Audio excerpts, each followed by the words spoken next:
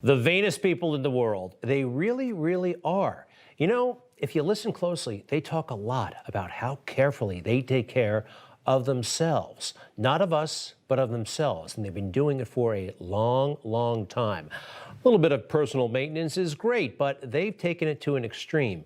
Most of us, if we're working hard or if we're in a crisis, we might stress eat, we might miss a few workouts. Happens to me all the time. I have struggled with my weight for a very long time. Here I am in the pool, a guy who's got to wear a shirt to the pool, sometimes to the beach. It's up and down with the weight. Because, quite frankly, I got to focus on other things other than getting people to vote for me or give me money.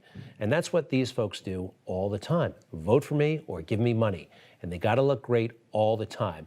Maybe I'm nitpicking a little bit, but I think there's something to it. They each pretty much brag about how much they work out and how careful they are about maintaining themselves. Take Kamala Harris. I work out every morning, regardless of how much sleep I've had. It's just the best way to start the day. For months, I couldn't find weights to order weights. They were sold out, so I had these liter water bottles that I filled, of course, with water and used them as hand weights. That's resourceful. All right. The thing is, if you don't sleep enough, the first thing most people blow off is the workout. Look, I guess in a way I admire the discipline, but there's something here because when it came to Donald Trump, let's face it, he had a few extra pounds, but when you really do the job of president, let's take this full. Are you thinking about yourself and your workouts? Barack Obama certainly did. I mean, and I think half of it was, look how cool I am. You know, President Trump was mocked by the left for that image, getting off the helicopter after a long, hard day. I think he was in Oklahoma. But that's how people look after working really, really hard. You know, leadership sometimes isn't pretty, and I saw that in the briefing room. Take a look. We got Professor Obama there, and we've got the CEO, Donald Trump, dealing with potentially a hostile board. I mean, leadership, sometimes you got to get red in the face. And that's what those vain politicians, I don't think they really understand. Now, let's take Governor Cuomo. For months, we here in New York knew that he was blowing it as far as COVID response. But the rest of the world fell in love with him because he was tan, he was in shape, he seemed to know what he was talking about. He seemed to. The substance of it all wasn't there. As we pointed out on this program, I think it was in April, May at the latest, that the situation with elderly patients and the nursing homes was deeply, deeply troubling. It was pointed out, very few people were listening, but we tried. If you are tested positive for the virus, are you allowed to be admitted to a nursing home is the question. Or readmitted? Yeah. It's a good question. I don't know. The policy is that if you are positive, you should be admitted back to a nursing home. The necessary precautions will be taken to protect the other residents there. But they weren't, and thousands of people died. We're not quite sure if Governor Cuomo seriously did not know what the policy was. If he didn't, that's bad. If he did, that's really bad. But often with the media and Democrats, it's style over substance. Take Joe Biden. Looks like a president, been around for a long time, although he's enacting or trying to enact one of the most radical left-wing agendas this country has ever seen. Yeah, but hey, he looks normal, right? He looks normal as he goes about killing jobs all over the place and sending out the ultimate elitist, John Kerry, to spin for him. Coal plants have been closing over the last 20 years.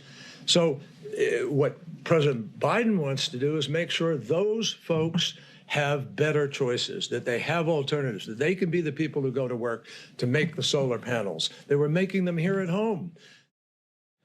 Okay, did the fellow who lost his job on the Keystone Pipeline and thousands of his friends, did they get those solar panel jobs? No, it's not working out that way at all.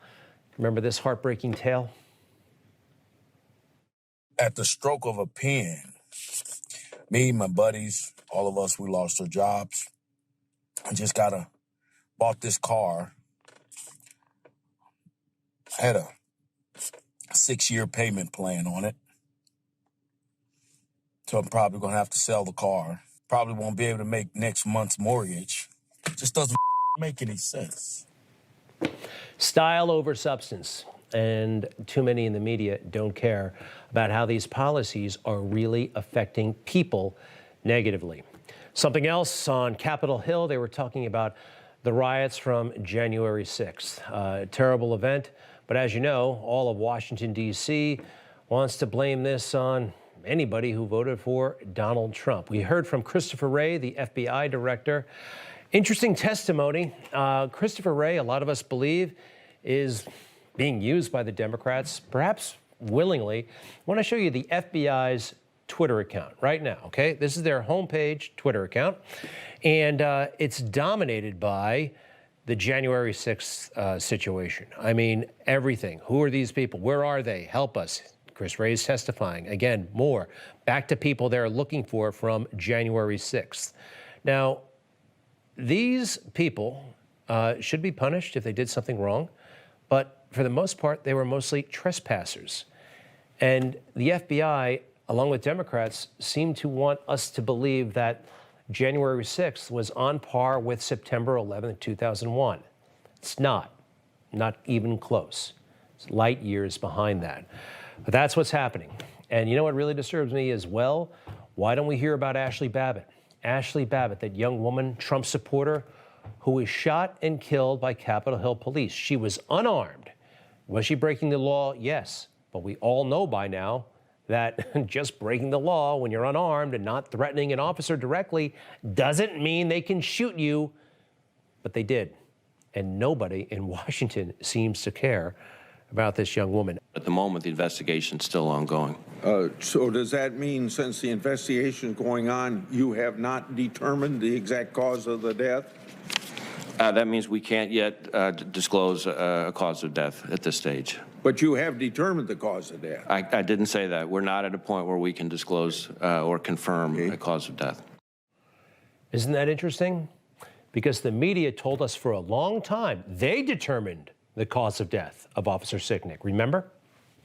A Capitol Hill police officer named Brian Sicknick was killed by the mob with a fire extinguisher. Officer Brian Sicknick died after he was hit in the head with a fire extinguisher. Fatally wounding Capitol Police Officer Brian Sicknick, who was struck in the head by a fire extinguisher. It was in the New York Times at one point. The New York Times is very well respected, even though they get it wrong sometimes, both in what they report and how they manage their employees. This employee got the shaft. Donald McNeil, well-respected reporter there for many decades. He covered science, and people liked his work. So here's what happened to him about 2 years ago in a conversation, an academic conversation, essentially, with some students in Peru. He used the N-word. Not to call someone an N-word. Somebody brought it up. Hey, someone used the N-word in the video. Is that wrong or is that right? And he wanted to know, well, how was the N-word used? Was it used in this context or that context? Anyway, he got in trouble for it 2 years ago for uttering that word. The students turned him in. Anyway, now that we're having this woke revolution, someone decided to revisit the entire issue. It was in the Daily Beast. It became a big thing. Ultimately, Mr. McNeil had to resign. Seems very, very unfair. This is interesting. He wrote this, came out yesterday, I believe. In the middle of the crisis, this is what he tells his employers, who are really leaning on him to take a hike. He says, I've been getting emails and calls from bureaus all over the world saying, hang in there, you're getting screwed. People are outraged at how I'm being trashed in the press and by the Times. If you fire me over this, you're going to lose everybody over the age of 40 at the paper. All the grown-ups, all your bureau chiefs, all your Washington reporters, all your Pulitzer winners, especially once they realize how innocuous what I really said was. Interesting, huh? This is happening where young folks in a corporation, in a newsroom, wherever, start to rally around and say, we're offended, we're offended. And they try to take out somebody who's older. We're seeing it all the time. You know who's not helping? People like the crew at MSNBC and John Brennan. Watch this.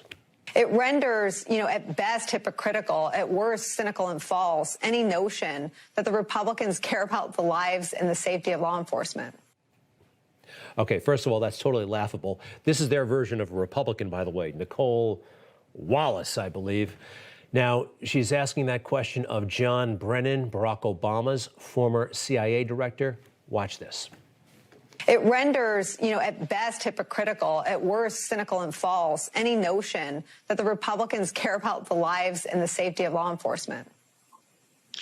Well, I must say, to Claire's point, I'm increasingly embarrassed to be a white male these days. In light of what I see of my other white males saying.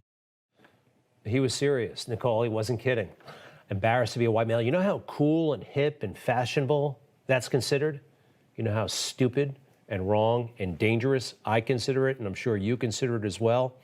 We have to stand up for this. No matter your color, no matter your race, no matter your age, whatever, we have to stand up for it, against it. And we can't do it like Mr. McNeil's supporters.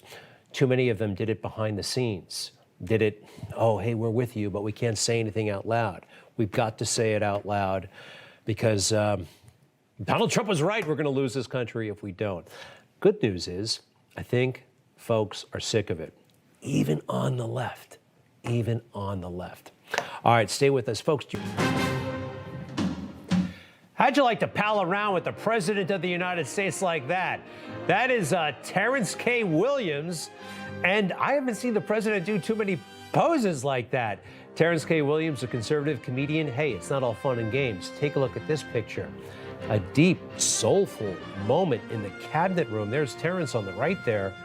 That is really an intense moment. We'll ask him about that in a moment. You want to check out his book, From the Foster House to the White House. Terrence K. Williams had quite the childhood in foster care. Hey, Terrence, welcome back to Newsmax. How are you, pal? Man, I am doing great because it is always great to be back on Newsmax with you, the best, Greg Kelly. Wow. Hey, Terrence, appreciate it so much. So, Terrence, we actually haven't talked about that photograph. You in there, Diamond and Silk, I noticed, some other folks praying with the president, and more than just praying, really, that's a moment of communion. What was that all about? So we were at the White House. I think it was in February of 2019. It was so great. It was so great. But it was awesome to be sitting by the greatest president of all times, Donald J. Trump. I mean, I was on cloud nine, but we were praying for our president. Not only did President Trump fight for America, this man had to fight for his life. Seriously, he was fighting for America at the same time fighting for his life because the Democrats tried to ruin his life. He sacrificed everything to be president and to put America first. So, we had to pray for him. He needed it. Yeah, you're right. A lot of folks, they gain a lot when they become president. He lost a lot, business, popularity even. So he really did pay a price. Hey, Terrence, tonight on TV, ABC is running something. It's called Soul of a Nation. We got the trailer all queued up. It's tonight at 7 o'clock, and they're going to play it, I think, 1 hour a week for the next 6 weeks. Here's a taste. Soul of a Nation. We think America's finally ready for this. Revolutionary. A show by Black people for all people about the Black experience in America. Unfiltered. Breath of fresh air. So much humor. Tuesday night on ABC. It will be powerfully great. Soul of a nation. Of a nation. Soul of a Nation. All right, 10 o'clock. Sorry about that. All right. I watched that thing twice. I still don't know really what it's all about. Do you? I'm going to tell you what it is about, okay, Greg? This is not about the soul of a nation. They are going to divide the nation with this TV show. That is exactly why they are doing this. It is to, listen, they're trying to keep racism alive. This is going to be a show about bashing the white man, blaming the white man. That is what this show is going to be all about. It. I'm not watching it. Now, listen, you see they had, all the Black people in there, but they didn't have me in there. You know why? Because I don't get down with that foolishness, and I don't play the victim role. So, they didn't cast me for this TV show. I didn't fit the description. Well, Terrence, there's money to be made here. I don't know if you heard, they're talking about reparations in this show. Look, slavery was a grievous, grievous sin. It happened, but now they think that somehow America can make up for it by paying money to those who are not even the descendants of slaves. Here's Barack Obama talking about it on a podcast with Bruce Springsteen, of all people. So if you ask me, theoretically, are reparations justified?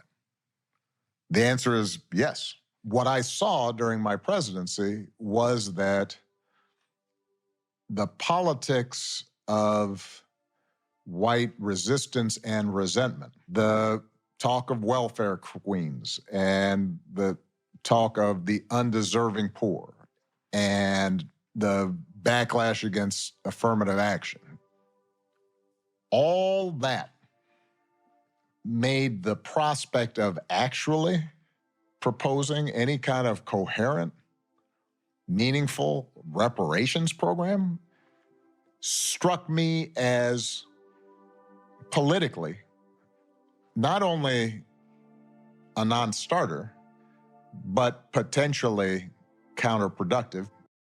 You know, he says very simple things, but he says them very, very slowly, so it seems like it's more interesting and significant. It's just a bunch of hateful stuff, in my opinion. But Terrence, please, what do you think? Greg, don't do that to me again. Listening to Obama made me sick to my stomach. Please don't do that again. That man talks so slow. But reparations is a joke. People who want reparations don't want a job. They don't want to work. Get a job. You were not a slave. You were not a slave. If you were born in the 60s, the 70s, the 80s, the 90s, you were born in 1930, you were not a slave. I mean, slavery was so long ago. You know, you were not a slave. America does not owe anybody reparations, okay? People just need to go get a job, stand in line and get a job. People just want handouts. That's all it is, Greg. These people want handouts. Listen, some of these people work at Walmart. I've never heard of a slave working at Walmart getting paid, every 2 weeks. Come on now. These people want reparations because they don't want to work anymore, It's interesting, though. I've only heard elites talk about reparations. And you tell me, Terrence, I mean, is this conversation happening in the community? I mean, are regular people talk? I've heard, where have I heard this talked about seriously? By Barack Obama in a podcast, and I think on the CBS Morning Show. I don't know if anyone else is realistically talking about this. Oh, and AOC and Bernie, I forgot. But okay, the elites are talking about it. Are regular people talking about it? You know what? I don't hear any of my cousins talking about this, and I have some very liberal cousins, and none of them talk about reparations, okay? And they all know that they need to get a job. They have to work. They have to get a job if they want money. I think majority of Americans just want a job and they want to get paid, entitled to everything. Those are the people who don't want to get off the couch and work. We have come so far in this country, okay? Slavery is over. Nobody living today was a slave. Nobody living today was a slave, okay? Yeah. So we don't owe anybody reparations at all. We agree. And by the way, if they were actually to do it, it's totally impossible, too complicated, and a waste of time. Oh, I want to run this by you real quick. The cancel culture strikes again, this time at Dr. Seuss. However, excuse me, I'm not trying to be politically correct here, but I think one or two of these lines in a Dr. Seuss book may be problematic, all right? This is from a book, let's see, it's called I Saw It on Mulberry Street, came out in 1937. Now, we have the quote, and they are basically going to take this book out of circulation because of this quote. I actually remember now a flashback seeing this in second grade for the first time. A Chinaman who eats with sticks. Let's face it, Terrence, you don't say that. That's not good. That's not nice. There are certain words that were said. Times change, cultures change, standards change. I don't think they maybe should take the whole book out. They could maybe make that a little bit nicer. What do you think? I mean, I don't see a problem. It said Chinese man eat with sticks? Yeah. I mean, with chopsticks. Yeah, but they left out Greg, when I go to the Chinese store, they give me chopsticks. That's, the Chinese people eat the chopstick. yes, I understand. I understand that, Terrence, but it's referring to a Chinaman or Chinaman. I don't believe that's respectful. And look, I guess it's not. I guess it's not. You know what, Greg? I don't know. You know. You got to keep up. There are lots of ways to be offended. We got to be up to speed all. Everything is offensive. You know. You can listen. They call me the African man, the black man. I mean, I don't know, Greg. Everything is offensive. We are getting all a little bit too touchy. This one, though. This one I can live without that book. I can. All right. Oh, one other. We got one more to show everybody. Hold on a second. This is from a book called If I Ran a Zoo by Dr. Seuss, 1950. I was more of a Curious George guy myself. Can I see the 1950 quote, at least one? Here we go. Oh boy, there's a lot to read here. If I'll go to Africa, I'll go to the Africa island of Yurka and bring back a tizzle-topped tufted mazurka, a kind of canary with quite a... Do I have to read this whole thing? All right, so that's a caption for the picture. This one, I don't understand what the big deal is about at all. I have a feeling you have no problem with it, and that's fine. You probably weren't into Dr. Seuss either, or were you? As I said, I was a Curious George guy. What book did you like? Greg, listen, Michelle Obama was reading Dr. Seuss years ago. She didn't have a problem with it. Ooh. Michelle Obama, the first black first lady, she didn't have a problem with it. It wasn't racist then, but it's racist now. I just don't understand. Greg, when they say this is racist, some of this stuff I didn't even know was racist, I'm learning something new today. I love my Chinese people, and I didn't know that was racist. I did not know. Because everything is racist these days. I just don't know what's racist and what's not racist. You know what? And I'm glad you said that, because when everything is racist, nothing is racist. You fall into that trap. You got to save it for when it's real, Otherwise, it loses its meaning. I'll develop that and get back to you tomorrow. Hey, Terrence, we got to go. I want to put the book up one more time because it's a terrific book. And you left me with something very profound in that book, Terrence K. Williams. You grew up a foster child, and you said you've been struck watching the TV. You see commercials. Americans, at least according to the commercials, seem to care more about dogs than foster kids. That really made an impression when you wrote that. Yes, we have to step up as Americans and start taking care of our children. We have to look after our children. And we're going to be pro-life. We need to take care of our children in foster care. Thank you. Terrence K. Williams, continued success. Stay in touch. We'll see you back on Newsmax soon. Thank you. All right. All the best. Grant Stinchfield drops by to talk about his show. That's just minutes away. Hey, Grant, how are you? I love Terrence, by the way. You had me laughing the whole time. He had me laughing. Do you remember the Seinfeld joke, Greg? You got to hand it to the Chinese people. They invent the fork, but they're sticking with the chopsticks. They've seen the fork. They've seen the fork, yet they do the chopstick. Yeah, that was good stuff, Jerry. He lives in the neighborhood, by the way. Yeah, he's a great guy. I recommend his book, by the way, From the Foster House to the White House. Good stuff. You just watched Newsmax TV, America's fastest growing cable news channel, now in more than 70 million homes. You can get Newsmax TV on your cable system or check your cable guide. And if your system doesn't carry Newsmax, call them, tell them you want Newsmax TV, because we're real news for real people.